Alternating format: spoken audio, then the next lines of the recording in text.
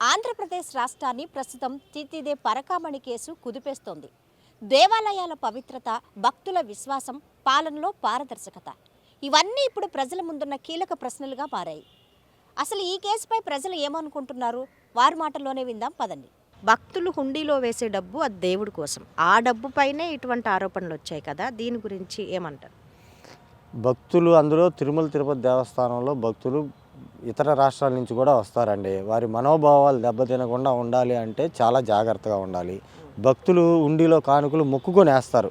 నాకు ఇది జరిగితే నీకు వచ్చి తలనీలాలు ఇచ్చుకుంటానో, ఇంత కానుకేస్తానో, అదేనో స్థాయిని బట్టి ఆ రకంగా వేసే కానుకలు కూడా ఇలాంటి దొంగతనాలు ఇలాంటివి జరుగుతున్నాయంటే చాలా తప్పు కూడా. అది అసలు అది దేవుణ్ణి మోసం చేసినట్టు, ఒక మతానికి చెడ్డ పేరు తెచ్చినట్టే. అంటే ఇప్పుడు ఇది జరిగింది కదా, ఇలాంటి ఘటనలు జరగటం వల్ల భవిష్యత్తులో మీరు హుండీలో డబ్బు వేయాలంటే ఆలోచిస్తారా? అంటే దీనివల్ల దేవుడి హుండీలో డబ్బులు వేయటం అనేది ఏమి తగ్గదు కానండి. ముందు అక్కడ ఉన్న అధికారులు కానీ, అక్కడ ఉన్న దేవస్థానం కమిటీ కానీ ఇటువంటి తప్పులు చేసేవారిని ఉద్యోగాల్లో పెట్టకుండా, ఎంకరేజ్ చేయకుండా ఉండి కొద్దిగా కట్టడి చేస్తే ఇటువంటి దొంగతనాలు తగ్గుతాయి. అంటే భవిష్యత్తులో ఇలాంటివి జరగకుండా ఉండాలంటే ప్రభుత్వం తరపున ఎటువంటి చర్యలు తీసుకోవాలంటారు? భవిష్యత్తులో ఇట్లాంటివి జరగకుండా ఉండాలంటే అన్యమతస్తుల్ని అలాంటి గుడుల్లో ఉంచకూడదండి. ముందు అన్యమతస్తుల్ని ఇంతకుముందు చైర్మన్లు వేయటం వల్ల ఇలాంటి తప్పిదాలు ఎక్కువైపోయినాయి. చంద్రబాబు గారి టైంలో కానీ, ఇప్పుడున్న కూటమి ప్రభుత్వం 3 పార్టీలు ఉన్న టైంలో కానీ అలాంటివి జరగవు, చూడలేం మేము ఎప్పుడు కూడా. ఓన్లీ ఇంతకుముందు జగన్మోహన్ రెడ్డి గారు 5 సంవత్సరాల్లో ఉన్న టైంలోనే ఇట్లాంటి విగ్రహాలు తలకాయలు పాల్గొడతాం, కాళ్ళు చేతులు పోవటం, ఇలా లడ్డూలు కల్తీ అంటాం, ఇలా పరకామని కేసు అంటాం, ఇలాంటివన్నీ ఈయన టైంలోనే 5 సంవత్సరాల్లోనే వచ్చినాయి. ఎప్పుడు మేము చూడలేదు, వినలేదు కూడా ఇలాంటివి.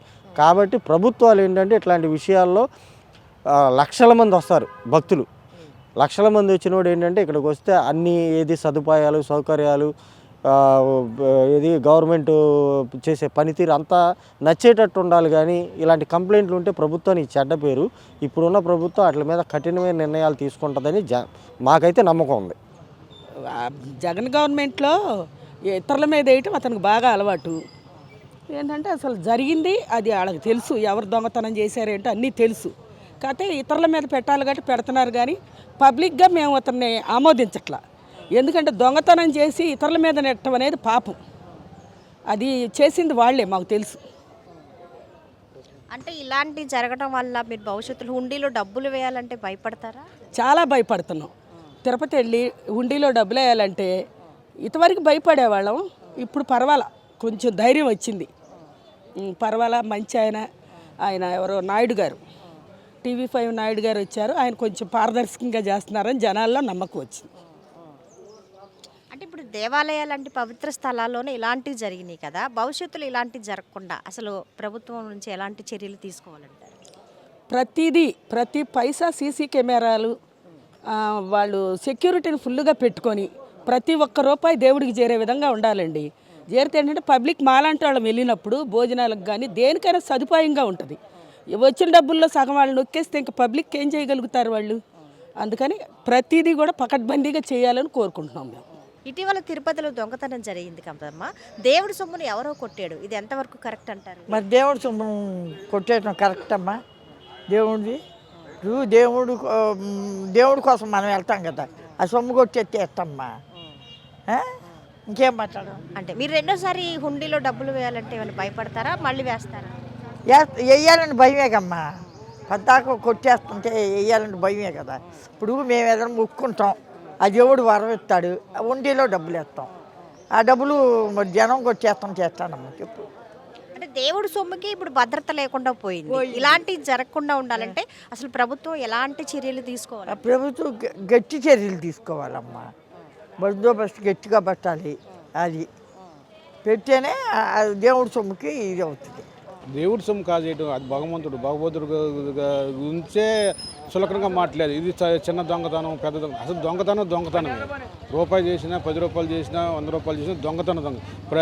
దేవుడి సొమ్ము కాజేయటం చాలా పాపము. దాన్ని సమర్థించారంటే ఇక ఆయన యొక్క ఏ స్థాయిలో మెంటలో అది ఏ రకంగా ఉన్నదన్నది ప్రజలు గమనిస్తున్నారు.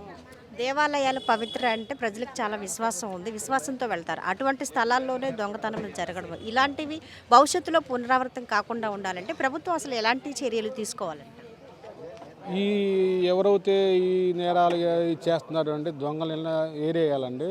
రెండోసారి అలా లేకుండా సరైన గట్టిగా ట్రీట్మెంట్ ఇస్తే రెండోసారి జరగకుండా ఉండదండి. దేవుడి సొమ్ముని ఎవరో కాజేయడం ఇది కరెక్ట్ అని అంటారా? అది తప్పు, చాలా తప్పు. అది దేవుడి సొమ్ము కాజేస్తే వాళ్ళకి బతుకు తెరువు ఉంటుంది, వాళ్ళకి కళ్ళు పోతాయి అన్నమాట. మనం ఎందుకు వేస్తున్నాము? మన కష్టాలు తీరినాయి అని దేవుడికి ఉండిలో వేస్తాం. అంతేగాని వాడు దొంగతనం చేస్తే వాడు బాగుపడి వస్తాడా? బాగుపడ్డావు, పోతాడు, నాశనం అయిపోతాడు. అది రెండోసారి మీరు హుండీలో డబ్బులు వేయాలంటే ఎలా వేస్తాము? దేవుడిని నమ్ముకుని వేస్తాం మేము. దేవుడి మీద భారం వేస్తాం, ఆడే పోతాడు కదా, పురుగులు బట్టి పోతాడు తీసుకున్నాడు. అంతేగాని మనకేం నష్టం జరగదు కదా వేస్తే. అది వాడే పోతాడు. అందుకని మనం దేవుడి సొమ్ము ఎప్పుడు కూడా దొంగతనం చేయకూడదు, వాళ్ళు కళ్ళు పోతాయి. మన దేవుడే చూస్తాడు, వాళ్ళకి ఏమి ఉంచడు, తర్వాత దేవుడు చేస్తాడు శిక్ష. మనం ఇప్పుడు తొందరపడితే ఎలాగా ఇవాళ ఈ 4 రోజులు గడిస్తే అయిపోతుంది అనుకోకూడదు. తర్వాత ఉంటుంది వాడి తిప్పలు, కుష్ఠరోగం వచ్చి పోతారు. దేవుడి సొమ్ము తిన్నవాడు ఎవడు బాగుపడ్డావు. కాకపోతే ఇప్పుడు పని జరుగుతుంది అంతే, తర్వాత కుష్ఠరోగం వస్తుంది, ఆడేం బాగుపడి సావడు. అదండి ఇది. ఎవరైతే దేవుడు సొమ్ముని తీసుకున్న వాళ్ళు దేశద్రోహులు, టెర్రరిస్టులు, నక్సలైట్లు, రాడికల్తో హీనాతిహీనమైన మనుషులు. వాళ్ళు హిందువులు కాదు, వాళ్ళు నీచ నికృష్ట మనుషులు. ప్రజలో ఎంతోమందో దేవుడి మీద భక్తితో దేవుడు అభివృద్ధికి ఇచ్చిన దాన్ని ఒక వ్యక్తి డబ్బుని వాడటం అనేది దేశద్రోహంతో సమానం. వాళ్ళకి ఉరిశిక్ష వేయాలని నా యొక్క సలహా. ఇది ప్రజల విశ్వాసానికి ఒక ప్రశ్న లాంటిది. దేవాలయాలు లాంటి పవిత్ర స్థలాల్లోనే ఇటువంటి సంఘటనలు జరిగితే ప్రభుత్వం అసలు ఎలాంటి చర్యలు తీసుకోవాలండి? ప్రభుత్వం ఎవరైతే ఈ పరకామణికి ఉన్న ఆ సిబ్బందిని మొత్తం కూడా ఆ తిరుమల నుంచి సస్పెండ్ చేసి రిమూవ్ చేశారు సర్వీసులోంచి. ఫస్ట్ ఒక్కసారి ఒక చట్టపరమైన కఠినమైన శిక్షలు పడితేనే భవిష్యత్తులో ఇటు జరగవు.